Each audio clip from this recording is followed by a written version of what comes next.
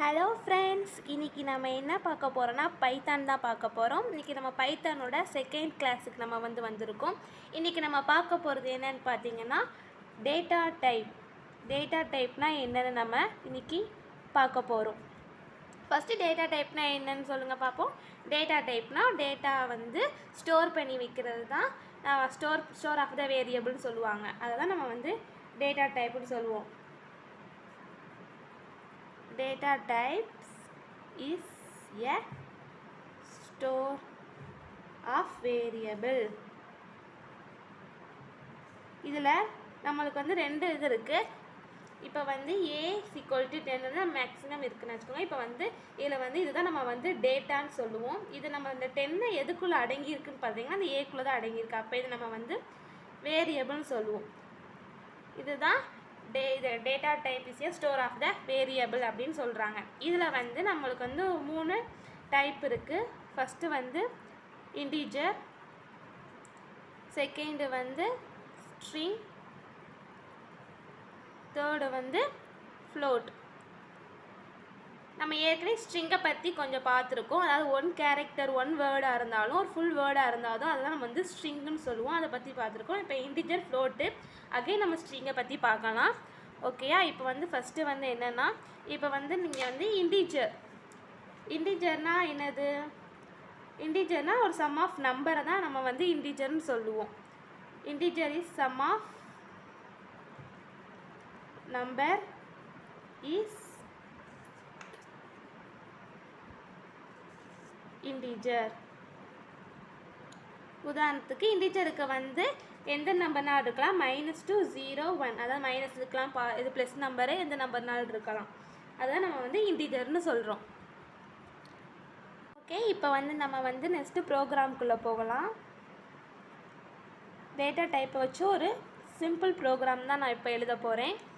இப்போ பார்த்தீங்கன்னா நம்ம எப்போவுமே என்னது இப்போ இதுதான் வேரியபிள். நம்ம ஒரு நேம் ஸ்டோர் பண்ண போகிறேன்.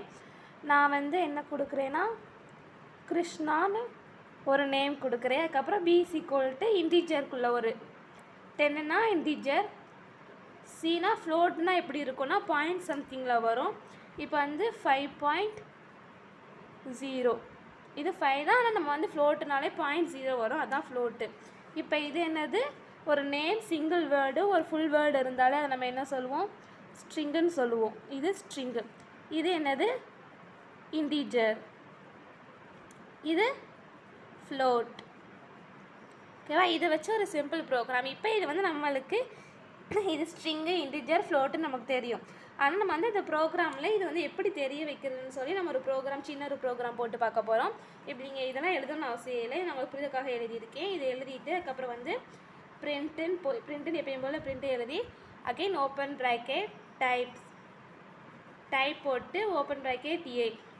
இந்த ஏக்குள்ளே ஏல ஸ்டோர் பண்ணியிருக்க நேம் நம்மளுக்கு ஸ்ட்ரிங்காக, இன்டிஜராக, ஃப்ளோட்டான்னு தெரியுறதுக்கு நம்ம டைப் போட்டு அங்கே நம்ம ஏ போடுறோம். அகைன் நம்ம பி நம்மளுக்கு என்னென்னு இப்போ இன்டிஜர் நமக்கு தெரியும். ஆனால் நம்மளுக்கு சிஸ்டம் நமக்கு தெரியாதப்போ போடுறப்ப நம்ம இதுதான் போடணும். பிரிண்ட் போட்டுட்டு நம்ம டைப்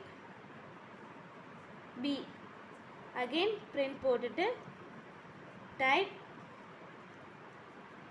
c. இப்படி போட்டோம்னா நம்மளுக்கு அகெயின் அவுட்புட்டில் என்ன கிடைக்கும்னு பார்த்தீங்கன்னா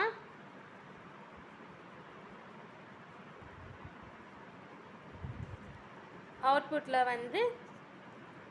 கிளாஸ் ஸ்ட்ரிங்னு கிடைக்கும். ஃபஸ்ட்டு இதுக்கு அப்புறம் கிளாஸ் ரெண்டாவது என்னது இருக்குது? இன்டிஜர்.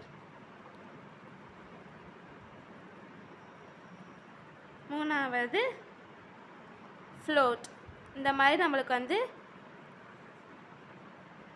அவுட்புட் கிடைக்கும். இது இந்த இதுனா என்னென்ன டைப்புன்னு சொல்கிறதுக்காக ஒரு சின்ன ப்ரோக்ராம் தான்.